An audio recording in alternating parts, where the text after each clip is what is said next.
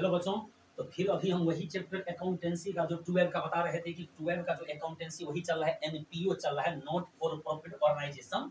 तो मेरे पेज को फॉलो कीजिए और डीके झा कॉमर्स क्लासेज जो यूट्यूब चैनल है उसको सब्सक्राइब कीजिए। तो आज हम फॉर्मेट पर आए हैं, जो बताए थे कि आयव्यय का जो खाता है, प्राप्ति भुगतान खाता है, जो बैलेंस शीट है, यानी कि गैर व्यापारिक संस्था जो है वो आपको 3 प्रकार के खाता का निर्माण करता है, अकाउंटिंग बनाता है प्रत्येक साल के लास्ट में। Receipt and payment account, income and expenditure account और बैलेंस शीट बनाता है। तो आज हम बताते हैं pro forma of receipt and payment account.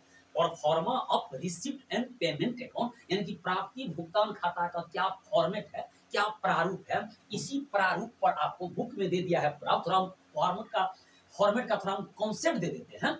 ये अगर आपको फॉर्मेट कॉन्सेप्ट क्लियर हो गया तो जो सवाल रहेगा प्राप्ति भुगतान खाता को आप बना सकते हैं। तो स्टार्ट हम करते हैं, रिसिप्ट को डेबिट साइड में करते हैं और पेमेंट को हम क्रेडिट से करते हैं। उसके बाद स्टार्टिंग करेंगे टू बैलेंस बीडी से, जो ओपनिंग बैलेंस रहेगा, जैसे कैश इन हैंड है, कैश स्टेटमेंट के महीना के 1 तारीख वाला जो ओपनिंग बैलेंस रहेगा महीना के 1 तारीख वाला, उसको हम लिखते हैं डेबिट साइड में टू बैलेंस बीडी के अंतर्गत ओपनिंग बैलेंस। क्लोज करते हैं हम क्लोजिंग बैलेंस से, चाहे वो कैश इन हैंड हो, कैश स्टेटमेंट हो, जो भी हो, जो क्लोजिंग बैलेंस का जो आइटम होगा वो सीआर में लिखा जाएगा, यानी कि पेमेंट साइड में लिखा जाएगा।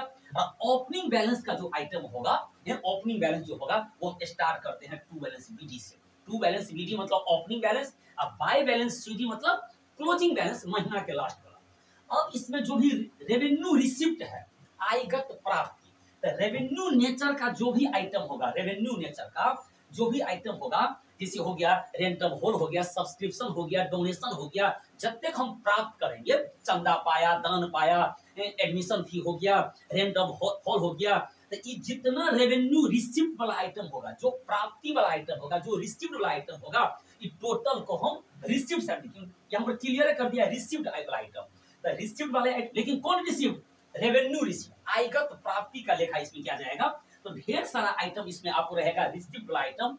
इसमें होता है पेमेंट का आइटम होता है, जो भी रेवेन्यू पेमेंट किया गया है, सैलरी हुआ, रेंट हुआ, जो भी एक्सपेंस लगा हुआ, लीगल एक्सपेंस हो गया, ट्रेड एक्सपेंस हो गया, तो जो भी एक्सपेंस, कार एक्सपेंस हो गया, उसके वेजेज हो गया, इंश्योरेंस प्रीमियम हो गया, एडिट फी हो गया, ये जितना भी आइटम है वो पेमेंट में होता है। प्रिंटिंग एंड स्टेशनरी हो गया, तो रेवेन्यू पेमेंट को हम पेमेंट साइड में लिखते हैं, यानी कि सीआर में लिखते हैं। और रेवेन्यू रिसिप्ट को जो आयगत प्राप्ति है उसे हम डेबिट साइड में, यानी कि रिसिप्ट साइड में लिखेंगे। तो रिसिप्ट साइड में रिसीव वाला आइटम और पेमेंट साइड में पेमेंट वाला आइटम। और स्टार्टिंग लेकिन हम करेंगे टू बैलेंस बीडी से, जो भी ओपनिंग बैलेंस दिया रहेगा उससे हम स्टार्ट करते हैं और खत्म हम करेंगे क्लोजिंग बैलेंस से। और लास्ट में जो हम फॉर्मेट, जब सब आइटम हम सेट कर लेंगे तो फिर बैलेंस जो होता है उसको हम एक ऊपर 1 लकीर नीचे 2 लकीर देकर हम क्लोज कर देते हैं, फिर ऊपर 1 लकीर नीचे 2 लकीर देकर क्लोज कर देते हैं। और इस आधार पर आपका ये क्लियर हो गया। तो रिसिप्ट एंड पेमेंट अकाउंट का जो भी फॉर्मेट का जो कॉन्सेप्ट है कि स्टार्टिंग हम किससे करेंगे और खत्म हम किससे करेंगे, और जो भी इसमें फॉर्मेट दिया है उस फॉर्मेट पर जो भी चैप्टर का सवाल है प्राप्ति भुगतान खाता, वो टोटल आपका क्लियर हो जाएगा। नहीं, पहले बताते हैं सब्सक्रिप्शन है, जनरल डोनेशन है, ये टोटल इंट्रांस फी है, टोटल आइटम को इसमें दे देंगे। रेवेन्यू रिसिप्ट दूसरा को नहीं लेना है, रेवेन्यू रिसिप्ट को लेना है और रेवेन्यू पेमेंट को इसमें लेना है। और इस आधार पर आप खाता को बंद करके प्राप्ति भुगतान खाता बना सकते हैं। अगला बताएंगे कि प्राप्ति भुगतान खाता जब दिया रहेगा तो आयव्यय खाता कैसे बनाएंगे। तो ये प्राप्ति भुगतान खाता का कॉन्सेप्ट है, फॉर्मेट आपको कॉन्सेप्ट समझना है।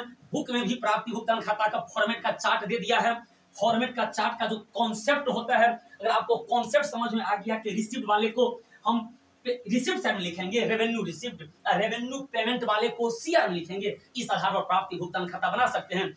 बुक में आपको प्राप्ति भुगतान खाता का फॉर्मेट दे दिया है, उसको आप देख लीजिए, क्योंकि जब हम सवाल बताएंगे प्राप्ति भुगतान खाता का, जो सवाल बताएंगे नेक्स्ट वीडियो में, तो फॉर्मेट के आधार पर आपका सवाल क्लियर हो जाएगा।